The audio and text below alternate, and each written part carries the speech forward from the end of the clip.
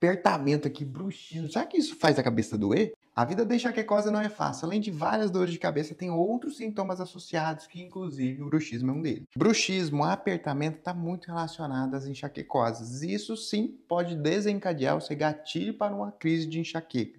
Muitas vezes, uma disfunção temporomandibular pode levar a dores de cabeça. Por isso eu sempre falo, você tem enxaqueca, você tem que ir no seu médico, tem que passar no oftalmo, corrigir a visão e tem que passar também no dentista. É claro que a gente tem tratamentos que melhoram a enxaqueca e melhoram também esse bruxismo. Um ótimo exemplo, muito bom, barato e fácil, é o próprio magnésio. Se você suplementa magnésio, você melhora todos esses sintomas.